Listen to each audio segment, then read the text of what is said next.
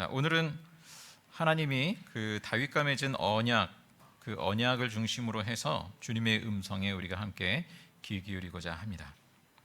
우리가 지난 주일까지 살펴봤듯이요, 하나님은 아브라함과 언약을 맺으시고 약속하신 대로 이스라엘 백성을 모든 나라를 향한 그 제사장 나라요 거룩한 백성으로 부르시고 삼으셨죠.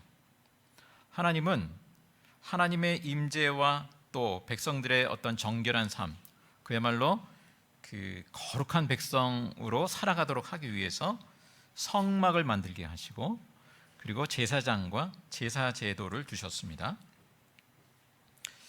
그러나 이스라엘은 줄곧 하나님의 뜻으로부터 벗어나곤 했죠. 가나안 땅에 들어간 이후에도 이제 사사시대죠. 그 특징을 한마디로 각기 제 소견에 오른 대로 제 뜻대로 행하더라는 것이죠. 특히 현실적인 어떤 풍요를 가져다 준다고 여긴 그 가나안의 신 바알 신을 섬기면서 그 우상 숭배와 그 혼합주의 신앙에 빠져들기 시작하죠. 자, 그러나 하나님께서는 그 이스라엘이 주변 나라로부터 특히 그 이제 침략을 당하고 곤경에 처할 때마다, 그래서 부르짖을 때마다 그 사사를 세우셔요. 사사를 세우시고 구원하시죠. 자, 그렇게 사사기의 내용이 진행이 됩니다. 그 다음에 왕정 시대가 도래하게 되죠. 이스라엘 백성들이 주변국, 특히 이제 블레셋과 싸우면서, 야, 우리도 왕을 세우고 싶다.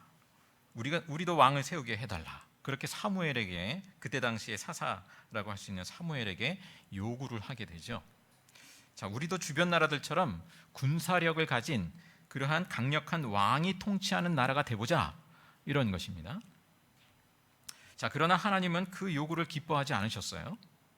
하나님은 다른 모든 나라들과 다른 나라가 되게 하시려고 이스라엘을 부르셨는데, 그런데 이스라엘은 이제 지금 주변 나라들과 같아지려고 하고 있는 거죠. 자, 한편 이 백성들이 왕을 기대한다라는 것은 뭡니까? 그 하나님을 왕으로 인정하지 못하는, 그래서 사람으로서의 어떤 왕, 지도자를 세워서 따르려고 하는 그러한 마음이 있는 거예요. 하나님의 왕권을 거부하는 셈이기도 하죠. 자, 그러나 하나님은 이 왕의 통치를 인정해 주십니다. 세우라. 그러나 이제 그 부작용에 대해서 경고의 말씀을 또 함께 주시죠.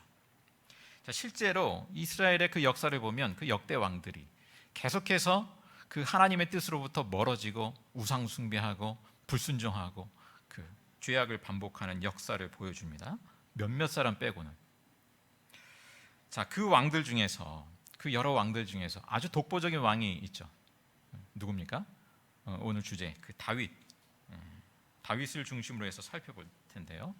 하나님께서는 그 하나님 마음에 합한 왕으로 다윗을 세우셨다. 이제 그런 대목이 있어요. 첫 왕이 누구입니까? 사울 왕이죠. 이 사울 왕은 그 백성들의 마음에 합한 왕으로 하나님이 세우셨다면, 두 번째 왕 다윗은 하나님 마음에 합한 왕으로 세우셨습니다.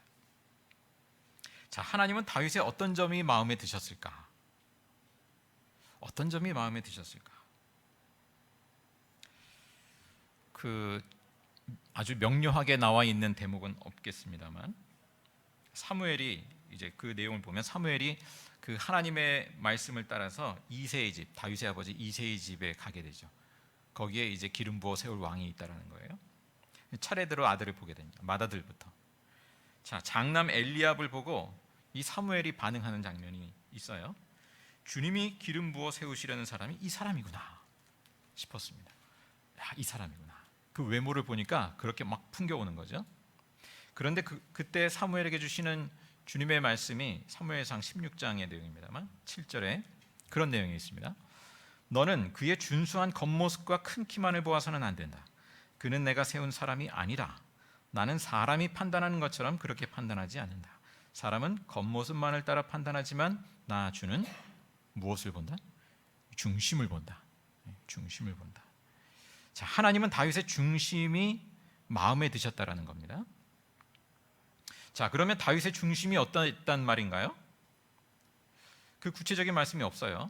다만 그 이어지는 말씀 그 사무엘상 16장 13절에는 이런 내용이 있어요. 사무엘이 다윗에게 기름 부은 날부터 주님의 영이 계속 다윗을 감동시켰다고 말씀합니다. 자, 하나님은 다윗의 중심을 계속해서 감동시켜 주셨습니다. 자, 이후에 다윗의 모습을 보면 그의 중심에는 하나님을 신뢰하고 의지하는 믿음이 타오르고 있어요. 자, 다윗은 이후에 블레셋과의 전쟁터에서 골리앗과 맞서 싸우는 용맹을 발휘하기도 하죠. 그때도 하나님의 이름으로 나아갑니다. 단지 인간적인 용기를 넘어서는 그 중심에 그 하나님을 신뢰하는 믿음으로부터 비롯된 그 용맹을 발휘하는 것을 보여줍니다.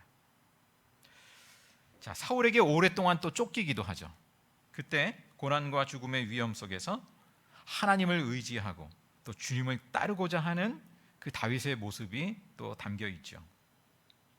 사울을 죽일 수 있는 기회도 있었지만 하나님이 기름 부어 세우신 왕이기 때문에 죽이지 않아요. 그건 하나님의 영역이다. 하나님의 손에 맡깁니다. 자, 사무엘하 8장 15절에 가면 이런 대목도 있습니다. 다윗이 왕이 되어서 이스라엘을 다스릴 때 그는 언제나 자기의 백성 모두를 공평하고 의로운 법으로 다스렸다. 이렇게 소개하고 있습니다. 총평이죠, 일종의. 다윗의 중심에는 하나님의 공평과 의를 행하고자 하는 마음이 담겨 있어요. 자, 그러나 다윗이 항상 그랬던 것만은 아니죠. 우리 대략 알고 있듯이 그 권력의 정점에 올랐을 때 어떻습니까? 그 중심이 흐트러지고 말았습니다. 우리아의 아내 밧세바를 범하고 또 우리아 이제 자기의 그 죄를 감추기 위해서 우리아를 결국 사지에 몰아넣어 이제 죽음에 처하게 하죠. 자, 그러나 이제 다윗이 어떻게 반응하나요? 이제 나단 선지자가 이 부분을 이제 책망하게 될 때 곧바로 하나님 앞에 통회하면서 회개하고 돌이키는 모습을 보여줍니다. 자, 다윗과 사울의 차이가 바로 여기에서 드러나는 것이죠. 사울은 어떻습니까? 사울의 중심에는 하나님이 없지 않았어요. 그런데 어떻습니까? 결정적인 순간들마다 하나님보다 그 자기 권자를 지키려는 그 욕심이 작용해요. 하나님을 생각하는 마음보다 그 마음이 더 크게 작용해요. 그리고 다윗에 대한 시기심이 더 크게 작용하는 것을 보게 됩니다. 결국 그것에 의해서 자기 마음이 좌지우지되고 다윗을 죽이려 다니게 되고 이제 그러한 장면을 보여주지 않습니까?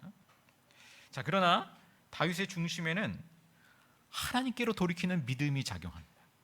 넘어졌다가도 범죄했다가도 결국에는 하나님께로 돌이키는 그 믿음의 작용이 있어요.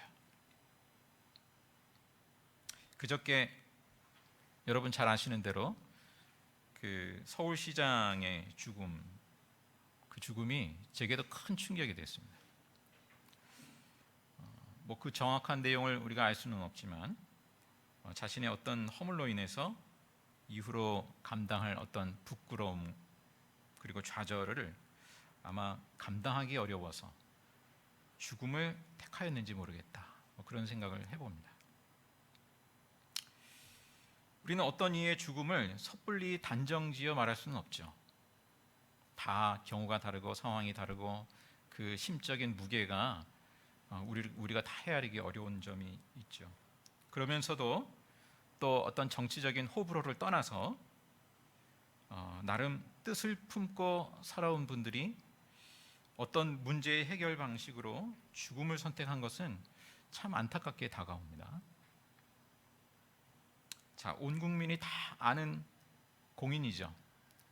그렇기 때문에 내 인생의 앞날이 그 좌절과 수치만 있고 또 희망이 보이지 않는다고 한다면 당연히 죽고 싶은 마음이 들겠죠. 그 심정은 이해가 갑니다만, 그러나 이 다윗의 경우를 이 말씀을 준비하면서 함께 생각해 보게 됩니다. 다윗의 그 왕정 시대와 현 시대를 단순 비교할 수 없겠습니다만, 다윗이 그 범죄한 이후에 그 인생의 말년은 자신의 과오로 인한 수모를 감당하면서 살아가는 그 과정이었다라고 할 수 있습니다. 그 수모를 감당하는 과정, 그 자식들로 인한 여러 가지 일들이 있었죠. 자, 그리스도인은 어떤 삶의 자리에 처하든지 나의 생명을 좌우하는 것은 내 소관이 아니다, 하나님의 몫이다 라는 것을 고백하는 사람이죠. 자, 우리 모두의 삶이 단지 죽음으로 끝나지 않고 하나님 앞에 서는 것을 고백을 합니다. 우리는 죽음으로 우리의 죄를 스스로 탕감할 수도 없어요. 때문에 우리 그리스도인의 방식은 죽음이 아니라 그 수모와 어떤 책임을 살아서 감당하는 것이죠. 그것이 그리스도인의 방식이죠. 물론 너무나 어려운 일이라 여겨질 수 있겠습니다만, 자, 그것이야말로 자기를 부인하고 자기 십자가를 지는 길이죠. 그리고 그것이 역설적으로 은혜의 길이죠. 다윗은 자신의 허물과 죄악을 고백하는 그 시편을 후대에 남긴 바 있습니다. 대표적으로 시편 51편은 이렇게 표제가 달려 있죠. 다윗이 밧세바와 정을 통한 뒤에 예언자 나단이 그를 찾아왔을 때 뉘우치고 지은 시, 이렇게 제목이 달려 있습니다. 자, 다윗의 중심은 하나님 앞에 그렇게 표현됐어요. 때로 자기가 수치와 수모를 경험할 때, 자기 죄로 인한 것이지만 그러할 때 하나님 앞에 자기 중심을 그렇게 토로했어요. 자, 오늘 본문의 말씀에 보면 이제 하나님이 나단 선지자를 통해서 다윗에게 경고 섞인 복을 약속하신 바 있습니다. 하나님 자신이 양떼를 치던 목동 다윗을 내 백성 이스라엘의 통치자로 삼으셨다라는 것이죠. 그리고 하나님이 원수를 다윗 앞에서 물리쳐 주었다라는 것. 이후로 다윗의 이름을 세상에서 위대한 사람들의 이름과 같이 빛나게 해주겠다, 이런 말씀을 주세요. 자, 다윗은 이 점을 잊지 말아야 했습니다. 잊지 말아야 했어요. 이스라엘의 통치자가 된 것은 내 능력으로 된 것이 아니구나. 전쟁에서 승리한 것도 내 능력으로 된 것이 아니구나.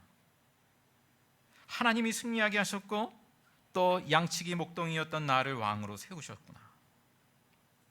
다윗은 늘 하나님 앞에 겸손함을 잃지 말고 하나님 앞에서 살아가야 했습니다. 근데 이제 그것을 잊을 때도 있었던 것이죠. 자, 본문 앞에 7절까지는 우리 8절부터 읽었습니다만 7절까지는 그런 내용도 있어요. 하나님이 성전을 짓고자 하는 다윗에게 이런 말씀도 하십니다. 언제 내가 집을 지어달라 한 적이 있느냐? 나는 어떤 집에서도 살지 않고 물론 장막이나 성막에 거하셨지만 하나님 자신이 사람이 만든 집을 필요로 하는 분은 아니라는 것을 다윗에게 말씀하시죠. 어떻습니까? 고대 국가들은 신전을 크게 짓곤 했잖아요. 그에 비하면 이스라엘의 그 장막 또 성막이라고 하는 것은 아주 소박하죠. 자, 고대 국가의 왕들은 그 신전과 또 그 종교를 통해서 자신의 어떤 신적 권위를 높이기도 하고 이 백성들을 통치하는 수단으로 활용했습니다.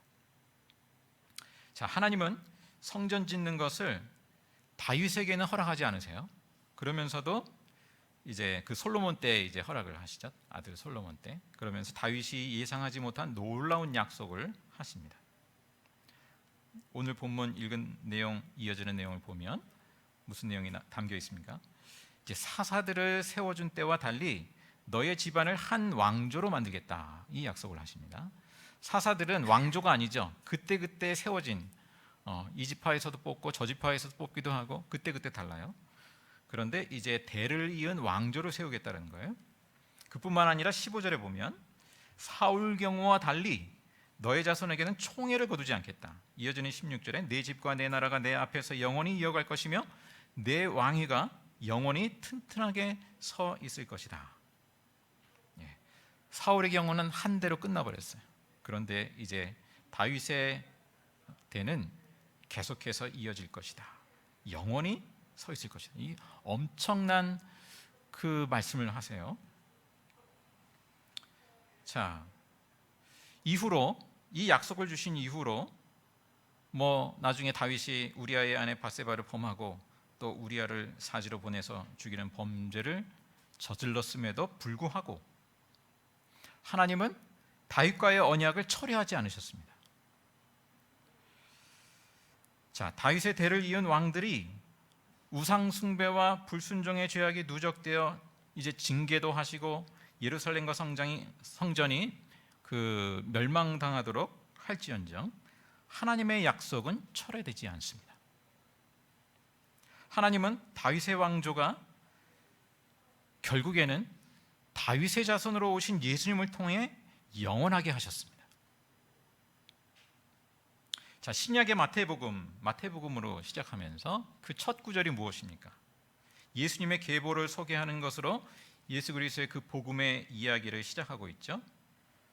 그 1절을 읽으면 이렇습니다. 아브라함의 자손이요 다윗의 자손인 예수 그리스도의 계보는 이러하다. 자, 하나님은 아브라함과 맺으신 그 언약과 또 아브라함에게 그 복을 약속하시죠. 모든 민족에게 복의 근원이 되리라. 그 약속을 이 다윗의 자손으로 오신 예수님을 통해서 성취하시죠. 자, 아브라함의 자손이요 다윗의 자손으로 오신 예수 그리스도의 계보. 자, 이것은 무엇을 의미하는 것인가요? 하나님은 아브라함과 그 다윗과 맺은 그 언약을 신실하게 이루시는 분임을 말씀하여 줍니다. 자, 하나님은 또 이스라엘을 이방의 빛이 되게 그렇게 세우셨죠. 제사장 나라가 되게 하리라. 결국은 이스라엘이 거룩한 하나님의 백성으로서 모든 이방 나라를 향하여서 하나님의 공평과 정의를 나타내고 하나님의 나라를 그야말로 드러내는 그러한 역할, 이방의 빛을 비추는 역할로 세움받았는데 그 소명에 실패했습니다. 그러나 이제 참 이스라엘로 오신 그 예수님이 빛으로 오셨죠. 그리고 이방 나라와 족속들을 하나님 나라, 하나님의 의로 부르십니다. 자, 마태복음 12장 20절 이하에 보면 이런 말씀이 있습니다. 예언자 이사야를 통한 그 하나님의 말씀을 성취하시는 예수님을 증거하는 내용인데요. 거기서 이사야 42장에 있는 말씀을 인용하고 있습니다. 제가 읽어드리면 정의가 이길 때까지 그는 상한 갈대를 꺾지 않고 꺼져가는 심지를 끄지 않을 것이다. 이방 사람들이 그 이름에 희망을 걸 것이다. 예수님은 아브라함과 다윗 언약이 결국 이방인에게 성취되기까지 어떻습니까? 그 한 생명 한 생명 죄와 허물과 그 연약함 가운데 그 상한 갈대, 그 상한 갈대를 꺾지 않으시고 꺼져가는 심지를 끄지 않으시는, 그렇게 우리를 살리시기 위해서, 뭇 백성들을 살리시기 위해서 자신을 십자가에 내어주신 것이죠. 성령께서는 오늘도 그 예수님의 삶과 십자가의 죽음과 그 부활을 인해서 그 신실하신 하나님을 신뢰하게 합니다. 우리가 때로 꺼져가는 심지 같고 상한 갈대 같고 그러한 삶의 처지 가운데 있을 때, 그럴 때에도 예수님의 그 삶과 예수님의 그 십자가의 죽음과 그 예수님의 부활을 바라보면서 그 신실하신 하나님을 붙들고 살아가게 하시는 그 주님의 은총이 저희 모두에게 함께하기를 간절히 바랍니다. 이 시간 함께 기도하겠습니다.